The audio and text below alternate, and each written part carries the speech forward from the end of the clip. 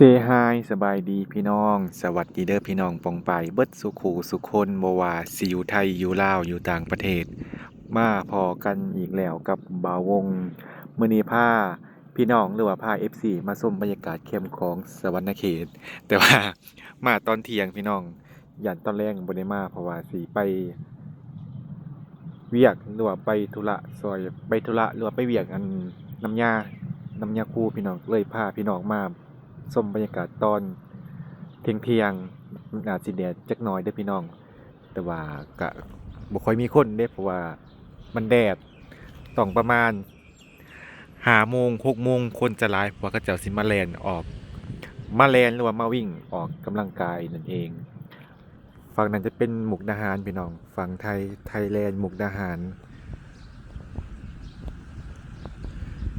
อืม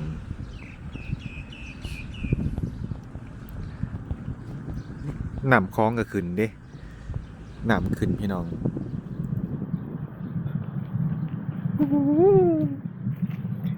คันยังไงคึกคืนต้องมาตอนค่ำๆเพราะว่าสิได้วิวงามพี่น้องอันนี้มาวงมาตอนเที่ยงภูเขาน่าจะเป็นวัดพี่น้องเดี๋ยวมีโอกาสสิขึ้นไปลินสิให้เอื้อยหรือว่าพี่พังไทยพาไปลินขึ้นภูเขา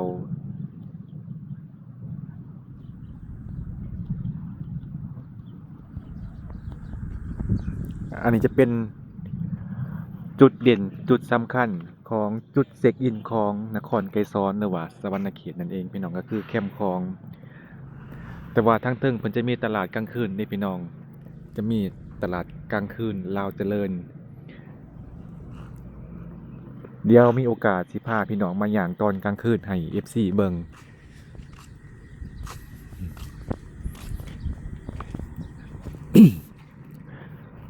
อันนี้จะเป็นด่านเก่าเด้ด่านเก่าเดี๋ยวมานั่งจิบกาแฟส้มแม่น้ำคลองก่อนพี่น้องอืม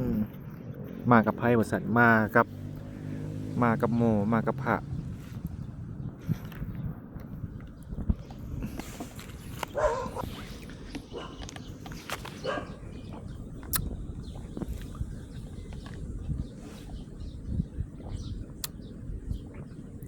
อยู่บ้านอันบ้านเจซีเฮ็ดออนไลน์เฮ็ดเพิ่นอันอัพลง YouTube อยู่พี่น้องไปตาสะออนเนี่ยอยากกินแกงเฮ็ดเพิ่งแต่ว่าบ้านมะวงยังบ่ทันออกเด้พี่น้องมันบ่มีผลแม้มันแห้งเฮ็ดก็เลยบ่ออก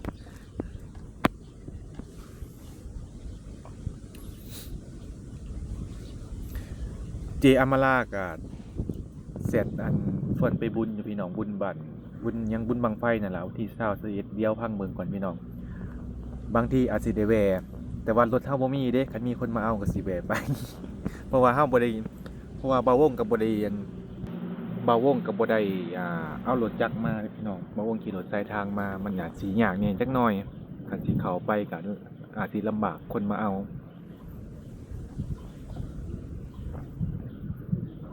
คันมีคนมารับก็สิไปคันบ่มีก็คือสิบ่ได้ไปพี่น้องเพราะว่า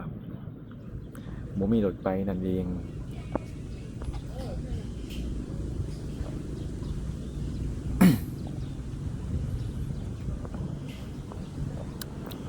บรรยากาศดีเดะถึงสิแดดก็มีลมมาพี่น้องมีลมพัดตลอด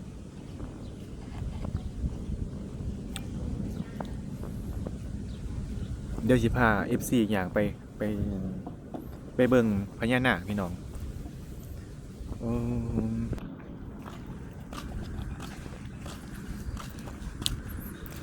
อันนี้จะเป็นเดินออกกำลังกายหรือว่าเป็นล้านแล่นล้านวิ่งแต่ว่าประวงกับมาตลอดเด้ส่วงเฮียนส่วงเงินบริเฮียนกันโดนๆมาเทื่อหนึง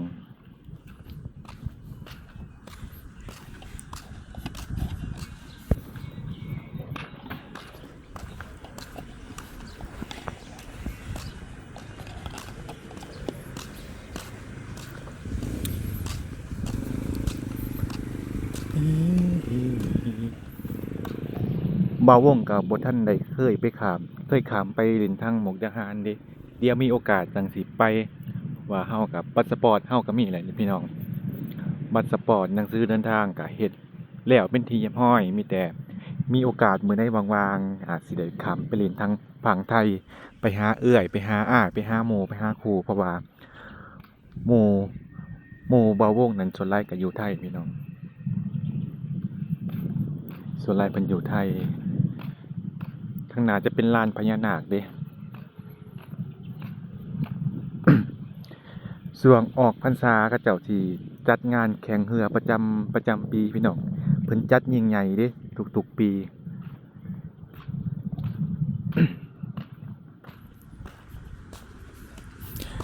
จัดงานแข่งเรือประจำแขวงสวรรณเขตเลยพดผ่านไหนโอเคคิดว่าพ่นหามผ่าน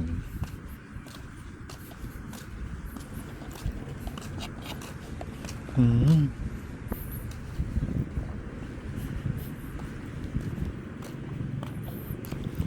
จะเป็นพญานาคองค์ใหญ่พี่น้อง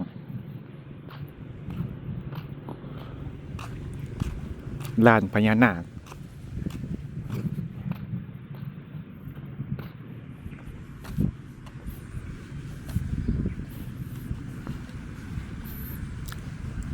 สิได้บ่วงมาตอนเที่ยงคันมาตอนแรงๆนี่พระอาทิตย์กำลังสิตกดินนี่โคตรงามเลยพี่น้อง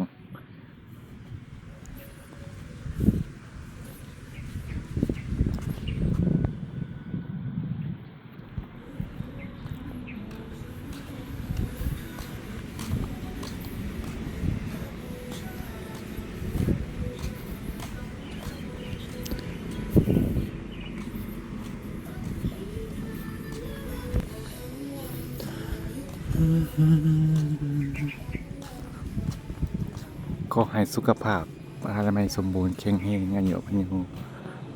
อันนี้จะเป็นพญานาคประจำวันพี่น้องพญานาคประจำวันจันทร์พญานาคผู้ทรงนาคราชต่อไปเป็นพญานาคประจำวันคารพญาสุวรรณนาคราช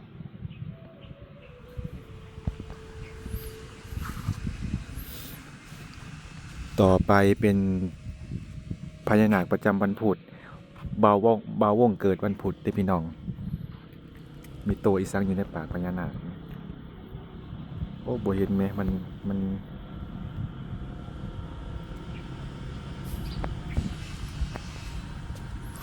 พญานาคประจำวันพุธ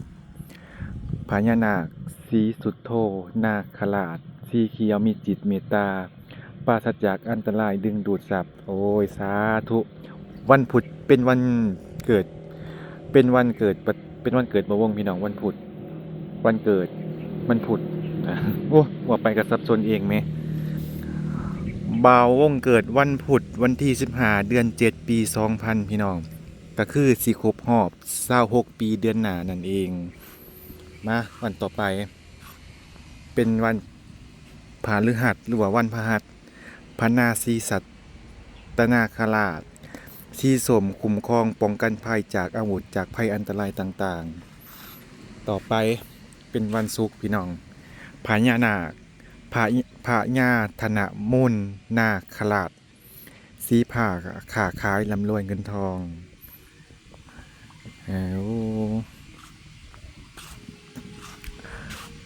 พญานาคประจำวันเสาร์พี่น้องพระมุดจรินนาคราชสีม่วงดึงดูดทรัพย์มีบริวารญาติมิตรสหายดีต่อไปพญานาคประจำวันอาทิตย์พระอนันตนาคราชสีแดงมีอำนาจวาสนากาหารเด็ดเดี่ยวอันนี้จะเป็นพญานาคประจำวันเกิดพี่น้องวิพญานาคองค์ใหญ่เด้ผู้ใดบ่ทันได้มาเที่ยวสวรรณเขตแนะนำให้มาแคมป์ของแนะนำให้มาลินพี่น้องโดยเฉพาะแคมป์ของสวรรณเขตว่าก็บ่อยากเลื่อนไหลจะเป็นอย่างช่วงนี้รีดมันอยากพันกันไหม ตื่นเต้นบ่หรือว่าจังใด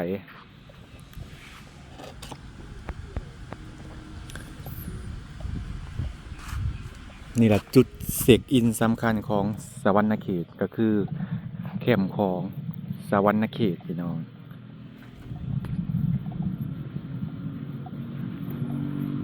ทั้งหน้าเพิ่นมีการก่อสร้างแต่บ่ฮู้ว่าเพิ่นสิเฮ็ดหยัง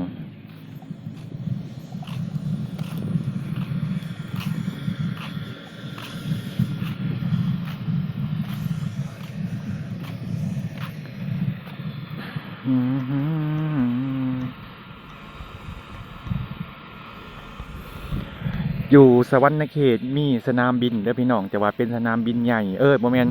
เป็นสนามบินขนาดน้อยพวกเครื่องบินตระกูล Airbus 320กับบ่ได้ลงบ่ได้พี่น้องมีแต่พวกเครื่องบินอิหยังนอที่มีใบพัดเด้พี่น้องลืมชื่อแล้วแต่ว่าพวกเครื่องบินใหญ่นั้นลงบ่ได้เด้เพราะว่าสนามบินอยู่สวรรณเขตเป็นสนามบินน้อยพวกเครื่อง ATR พี่น้องลงได้ ATR แต่ว่า พวกตระกูล Boeing พวกตระกูล Airbus บ่ได้ลงเด้อพี่น้องเพราะว่าสนามบินบ่ได้รองรับเครื่องบินขนาดใหญ่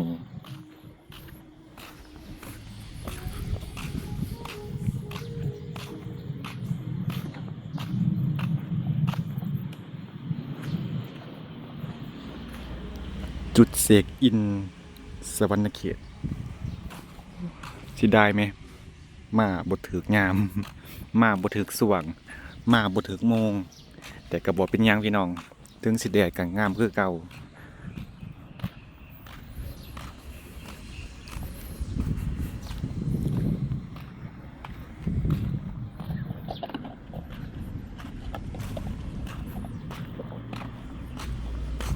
นั่งจิบกาแฟชมบรรยากาศแบบวิวสวยงามไกลเด้พี่น้องยังอีกยาวไกลผู้เด้แต่ว่าบ่วงคือสิเลาะบ่สุดเพราะว่ามันไกลแหมวุ้นโอ้โห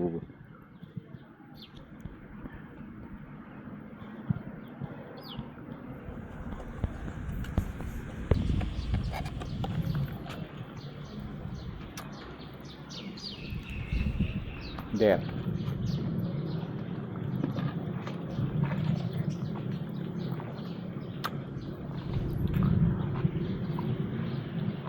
อยู่แคมป์หนำจะเย็นไหมเย็นกว่าอยู่ในฝั่งอีก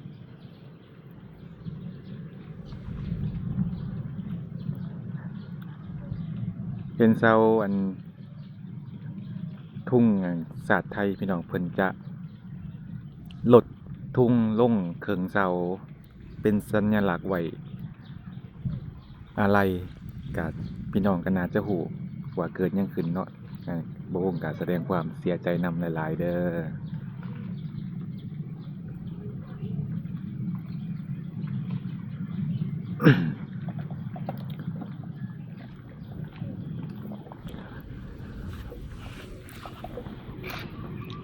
เลาะต่อไป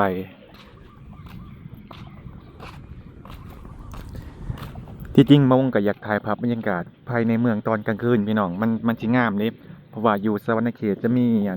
วงเวียนนี่หลายที่สุดของประเทศลาวก็คือสวรรณเขตมีอยู่ประมาณ7หรือ8นี่แหละบ่วงก็บ่ค่อยแน่ใจแต่ว่าเฮาสิไปถ่ายสุ่ม4สุ่ม5บ่ได้จักหน่อยไปถ่ายถึกติดโปลิสก็ซวยอีกแล้วพี่น้องมันบ่คือประเทศไทยเด้ประเทศลาวนี่ไปถ่ายติดอันนั้นอันนี้บ่ได้เด้ถูกปรับไม้โดดเด้มันบ่คือสิถ่ายอยู่ในบ้านนอกเฮาเด้พี่น้องอยากถ่ายหยังก็ถ่ายคือแบบนี้สวนสาธารณะนี่สามารถถ่ายได้อยู่เด้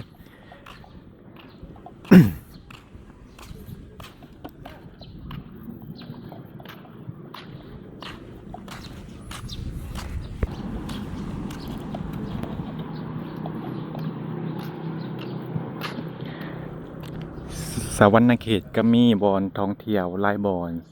อยู่เด้พี่น้องบ่ว่าจะเป็นธรรมชาติบ่ว่าจะเป็นวัฒนธรรม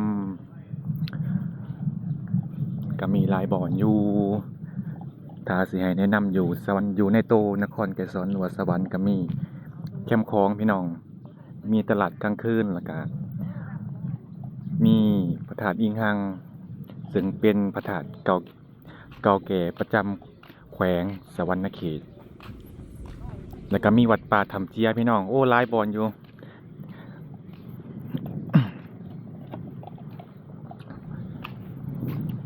แต่ว่าบ่วงก็ไปยังบ่ทันไปครบพี่น้อง บ่นับอันต่างเมืองเด้ต่างเมืองนี่ก็โอ้บ่อนท่องเที่ยวก็หลายเด้ว่าอยู่ไสภูทองก็มีพระธาตุโพนมีสองคอนก็พระธาตุอุโมงค์ไปจำพรก็มีหยังหอไตรปิฎกมีอ่างเก็บน้ำสุย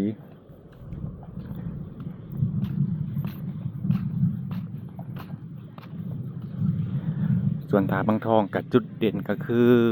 ธรรมศาสตร์นั่นแหละพี่น้องธรรมศาสตร์ภูเขาป่าไม้มีอ่างเก็บน้ำไปเมืองยังอีกบัดนี้ทางเซโปนก็โอ้งามคือกันพี่น้องเซโปนเมืองนองวีระสะหวรรณเขตเป็นแขวงหรือว่าจังหวัดที่ใหญ่ที่สุดของประเทศลาวหรือว่าสปปลาวนั่นเอง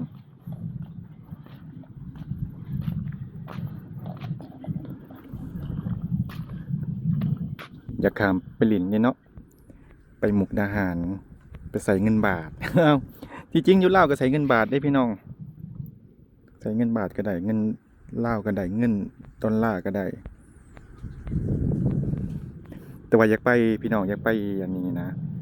ผาใหญ่เด้อยู่เทิงภูเขานี่เดี๋ยวมีโอกาสจะได้ไปลินอยู่บ่เนาะบ่ฮู้ว่าชื่อวัดหยังพี่น้องคือสิเป็นผาใหญ่เด้ สามารถแนมเห็นจากฝั่งลาว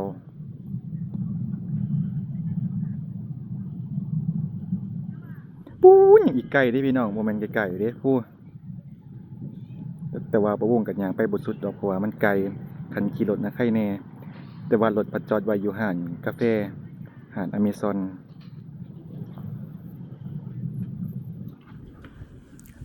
โอเคพี่น้องบ่วงก็สิได้จบคลิปไว้เพียงเท่านี้สุดท้ายนี้บ่วงก็ต้องขอบคุณขอบใจ FC หลายๆที่เข้ามาติดตามเข้ามาคอมเมนต์กดไลค์กดแชร์เป็นกำลังใจให้บ่าวงเดี๋ยวพอกันใหม่ EP หน้าพี่น้องสบายดี